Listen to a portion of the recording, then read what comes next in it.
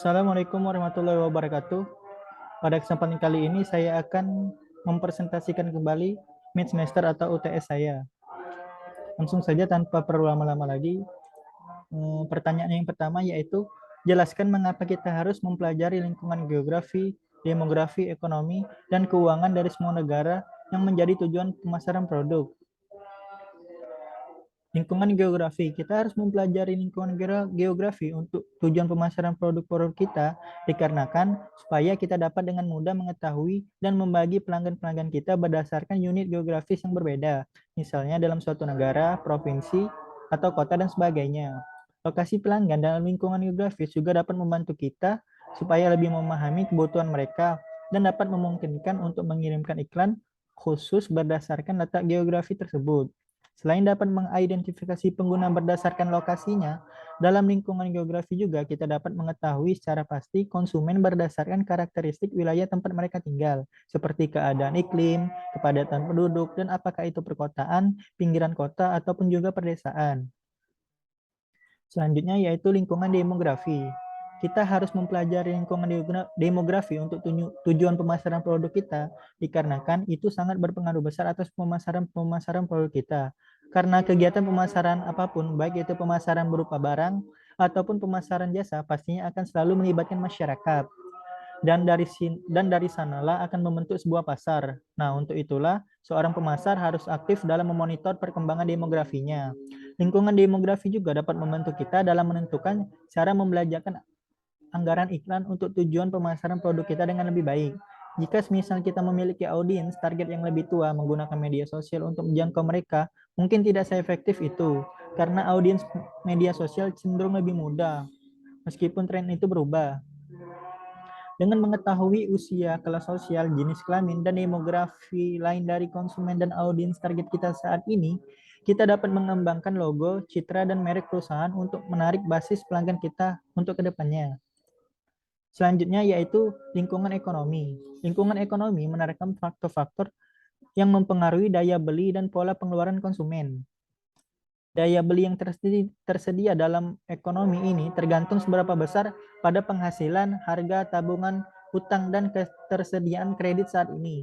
Seorang pemasar harus lebih bijak dalam memperhatikan tren yang dapat mempengaruhi daya beli, karena tren tersebut bisa memberikan pengaruh kuat pada perusahaan, terutama untuk perusahaan yang produknya ditujukan kepada konsumen, berpenghasilan tinggi, dan sensitif terhadap harga. Yang keempat yaitu lingkungan keuangan.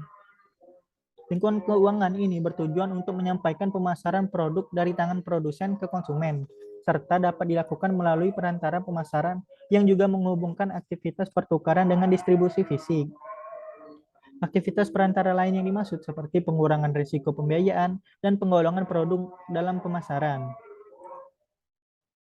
Selanjutnya yaitu untuk pertanyaan yang kedua, jelaskan 8 sumber utama hambatan untuk memasuki sebuah industri. Hambatan yang pertama yaitu dari skala ekonomis. Skala ekonomi menjadi salah satu hambatan masuk bagi pendatang skala ekonomi menjadi salah satu hambatan masuk bagi pendatang baru karena untuk dapat bersaing efektif, pendatang baru harus beroperasi dengan struktur biaya yang tidaknya sama dengan incumbent atau yang memegang suatu jabatan. Hambatan yang kedua yaitu diferensiasi produk. Diferensiasi produk akan menciptakan sebuah persepsi bahwa produk tersebut unik atau tidak seperti produk pengganti lainnya. Hambatan yang ketiga yaitu kebutuhan permodalan. Hambatan ini yang menyebabkan tidak banyak perusahaan yang tertarik dan mampu untuk memasuki industri obat-obatan, komputer, mainframe, kimia, dan pertambangan. Hambatan yang selanjutnya yaitu atau yang keempat, biaya-biaya peralihan satu waktu atau one time switching cost. Untuk beralih ke pemasok-pemasok atau produk-produk lain seperti biaya pelatihan ulang, peralatan-peralatan pendukung, ancillary equipment, serta biaya untuk menilai sebuah sumber pasokan baru.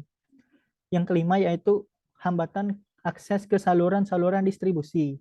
Hambatan ini merupakan salah satu hambatan utama bagi para perusahaan asing untuk memasuki pasar Jepang karena akses ke saluran-saluran distribusi dikuasai oleh beberapa perusahaan raksasa Jepang. Yang selanjutnya atau yang keenam yaitu hambatan kebijakan pemerintah host country. Kebijakan pada pemerintah host country pada umumnya diterapkan oleh pemerintah di berbagai negara di penjuru dunia, tidak saja oleh negara-negara kurang dan sedang berkembang atau less developed and developing countries. Hambatan yang ketujuh yaitu perusahaan-perusahaan yang telah beroperasi menguasai akses ke sumber bahan mentah, lokasi-lokasi yang menguntungkan serta subsidi pemerintah. Dan yang terakhir yaitu hambatan perkiraan respon para pesaing yang sudah ada. Dapat juga perkiraan respon para pesaing yang sudah ada dapat juga merupakan sebuah hambatan masuk bila para pesaing tersebut diperkirakan akan memberikan respon yang keras bila ada pendatang baru. Baiklah, pertanyaan yang ketiga atau yang terakhir yaitu pilihlah satu perusahaan saja dan lakukan analisis persaingan global dan keunggulan bersaing. Dijelaskan dengan menggunakan konsep Michael E. Porter, buku halaman 116. Baiklah, selanjutnya saya dalam analisis tersebut saya ambil contoh salah satu perusahaan produk minuman Coca-Cola. Adapun analisisnya yaitu kondisi-kondisi faktor, sumber daya manusia. Coca-Cola memproduksi dan mendistribusikan lebih dari 2 miliar unit kasus produknya setiap tahun di setiap wilayah di berbagai dunia. Perusahaan Coca-Cola juga merupakan salah satu perusahaan multinasional yang sukses dengan cabang-cabang mendekati 200 negara dan lebih kurang 80% lebih pendapatannya datang dari bisnis di luar Amerika.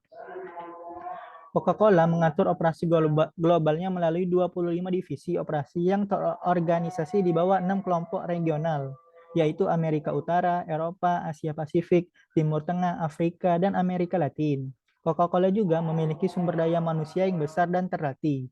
Coca-Cola Company memiliki tim khusus yang bertugas meningkatkan keterampilan fungsi teknis, bidang manajemen, dan kepemimpinan karyawan. Yang selanjutnya yaitu sumber-sumber daya fisik. Kantor pusat pada perusahaan Coca-Cola memiliki departemen seperti ICT, sumber daya manusia, pemasaran, dan penjualan, juga keuangan karena area ini akan bekerja lebih efisien dalam pengaturan kantor yang terdiri dari peralatan yang sesuai kursi, meja, komputer, ruang, terorganisir, dan lain-lain. Coca-Cola juga memiliki gudang untuk menyimpan produk mereka di lokasi yang aman. Untuk persiapan pengiriman ke pelanggan, gudang biasanya memasok toko supermarket besar seperti Tesco dan Sainsbury di Inggris karena mereka memesan banyak stok dan meningkatkan keuntungan Coca-Cola. Gudang biasanya sangat besar, ruang stok tinggi dengan banyak kapasitas yang membantu perusahaan menggunakan fasilitas mereka dengan bijak, tidak membuang sumber daya dan uang. Yang selanjutnya yaitu sumber-sumber daya pengetahuan. The Coca-Cola Company dan mitra pembotolannya saat ini memperkerjakan lebih dari 700 orang di seluruh 700.000 orang di seluruh dunia. Untuk organisasi multinasional sebesar itu, cara untuk mengontrol kinerja karyawan adalah dengan memberikan pengetahuan manajemen yang tepat. Kuncinya adalah membuat mereka bergantung pada sistem Coca-Cola dan melihat potensi pertumbuhan di dalamnya. Oleh karena itu, Coca-Cola bertujuan untuk memajukan upaya kesempurnaan dan meningkatkan kepuasan konsumen. Coca-Cola juga telah membangun sistem terstruktur untuk memungkinkan kinerja efektif karyawannya. Rahasia keberhasilannya adalah desentralisasi. Misalnya, manajer perusahaan bertanggung jawab atas segmen mereka dan oleh karena itu berorientasi pada hasil. Menugaskan manajemen lokal juga sangat bermanfaat dalam hal beradaptasi dengan kondisi bisnis lokal. Selain itu, perusahaan besar seperti Coca-Cola memiliki keunggulan dalam mengembangkan pengetahuan dalam setiap proses bisnis selama puluhan tahun hadir di industri. Pengetahuan tersebut dapat digunakan secara efektif tidak hanya oleh departemen yang telah mengumpulkannya, tetapi juga oleh orang lain untuk memastikan pemahaman yang lebih dalam tentang alur kerja dan komitmen yang lebih kuat. Yang selanjutnya yaitu sumber-sumber daya permodalan. Sumber-sumber daya dalam permodalan berkaitan dengan modal, tenaga kerja, dan fasilitas pada perusahaan Coca-Cola. Modal akan mencakup mesin pabrik yang digunakan untuk memproduksi massal botol dan minuman itu sendiri. Sedangkan dalam tenaga kerjanya, Coca-Cola Company akan mencakup pekerja pabrik, manajer, dan orang-orang dengan posisi lebih rendah di kantor atau sumber daya manusia yang lainnya yang ada di perusahaan Coca-Cola tersebut. Selanjutnya, pada fasilitasnya, Coca-Cola membuat dan membentuk sebuah museum dan pusat pendidikan guna untuk membantu kemajuan bisnis dan mencapai popularitas. dan pusat pendidikan tersebut harus terlihat rapi dan mencerminkan bisnis Coca-Cola, serta menunjukkan pengetahuan tentang industri Coca-Cola secara keseluruhan untuk meyakinkan orang-orang bahwa mereka telah memasuki tempat itu untuk belajar tentang perusahaannya.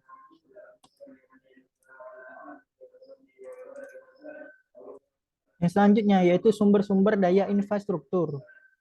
Perusahaan Coca-Cola, semua bangunan, pabrik, dan mesin, mereka perlu diperbarui dan dirawat secara teratur. Artinya, semua fasilitas, peralatan, dan mesin perlu diperiksa apakah aman dan berfungsi dengan baik setiap 24 jam, dan penyesuaian harus dilakukan jika perlu. Ini juga termasuk memperbarui peralatan dan mesin, misalnya membuat lebih ramah lingkungan dengan menggunakan lebih banyak bahan sumber energi seperti bola lampu, ramah lingkungan, dan menghemat bahan kemasan, juga mendaur ulang apapun yang tersisa. Semua gedung dan infrastruktur lainnya pada perusahaan Coca-Cola yang dimiliki ataupun disewa oleh perusahaan harus selalu memiliki asuransi yang valid. Ketika Coca-Cola memiliki hubungan tersebut, mereka mengatur asuransinya sendiri. Tetapi jika mereka menyewa tempat, bangunan tersebut biasanya ditanggung oleh pemiliknya. Biaya pertanggungan biasanya dibayarkan setiap bulan sebagai ganti perlindungan terhadap gedung Coca-Cola jika terjadi sesuatu, misalnya bencana alam seperti banjir, gempa bumi, kebakaran, dan lain-lain yang dapat merusak bangunan atau fasilitas dan persediaan bangunan di dalamnya. Yang selanjutnya yaitu kondisi-kondisi permintaan. Komposisi permintaan dalam negeri. Dengan memahami kebutuhan dan perilaku konsumen, serta potensi kekayaan alam Indonesia, Coca-Cola berinovasi dengan menciptakan produk-produk baru yang menjadikan produk minuman cepat saji Coca-Cola mempunyai rasa dan pilihan yang beragam. Untuk memenuhi kebutuhan konsumen secara lebih spesifik, pada tahun 2002, Coca-Cola meluncurkan Aquarius. Jenis minuman istonik ini beruntukkan bagi mereka yang aktif dan gemar berolahraga. Pada tahun yang sama, Coca-Cola Indonesia juga meluncurkan Fresh Tea, teh dalam kemasan botol dengan aroma bunga melati yang khas. Pada tahun 2003, Fanta menghadirkan campuran dua rasa buah, orange dan mango, yang disebut Fanta Orango. Setelah pada tahun sebelumnya sukses meluncurkan Fanta Nanas, pada tahun ini pula Coca-Cola Indonesia meluncurkan Sunfill, produk minuman sirup dan serbuk instan rasa buah. Dengan inovasi, Coca-Cola yakin bahwa produk-produk yang ditawarkan akan mampu memenuhi kebutuhan pasar di Indonesia. Selain berinovasi pada produk-produk baru, Coca-Cola juga mencoba mengembangkan desain kemasan minuman serta meningkatkan kualitasnya agar dapat bersaing dengan produk-produk minuman lain di pasar global. Yang selanjutnya yaitu ukuran dan pola pertumbuhan permintaan dalam negeri. Perusahaan minuman Coca-Cola mencatatkan pendapatan sebesar 9,46 miliar atau setara 135,6 triliun pada kuartal keempat 2021. Raihan pendapatan ini lebih tinggi dari perkiraan analis sebelumnya. Bahkan pendapatan itu lebih tinggi dibandingkan periode yang sama tahun 2020 sebesar 8,96 miliar dolar. Sedangkan laba bersih Coca-Cola pada periode tersebut sebesar 2,41 miliar US dollar, naik dibandingkan tahun lalu yang sebesar 1,46 miliar dolar. Padahal tahun itu merupakan puncak utama dampak dari COVID-19 varian Omicron selama beberapa bulan terakhir. Cara-cara permintaan dalam negeri. Yang selanjutnya yaitu cara-cara permintaan dalam negeri menarik produk-produk dan jasa-jasa dalam negeri tersebut ke dalam pasar-pasar luar negeri. Salah satu cara untuk menarik minat konsumen di dunia yaitu Coca-Cola bekerjasama dengan boyband asal Korea yaitu BTS. Berangkat dari sinilah perusahaan Coca-Cola akhirnya membuat model BTS untuk kampanye Piala Dunia FIFA 2018 Rusia. Setelah melakukan kontrak, BTS tayang dalam iklan dan bahkan terdapat pada kaleng dan botol sodanya. Tidak hanya itu saja, Coca-Cola juga menjalin kerjasama dengan klub raksasa asal Italia yaitu Juventus pada akhir tahun 2019. Hal inilah yang membuat Coca-Cola menduduki peringkat ke-6 pada merek terkenal di dunia. Yang selanjutnya yaitu industri-industri terkait dan pendukung. Coca-Cola Company melakukan strategi aliansi dengan perusahaan fast food atau makanan cepat saji terbesar di Amerika yaitu KFC. Kerjasama ini dilakukan setelah KFC Indonesia ditinggal oleh mitra sebelumnya, yaitu PepsiCo yang sudah memutuskan untuk keluar dari Indonesia. Yang selanjutnya yaitu strategi, struktur, dan persaingan perusahaan. Salah satu cara Coca-Cola meningkatkan profitabilitasnya yaitu dengan melakukan strategi marketing yang unik.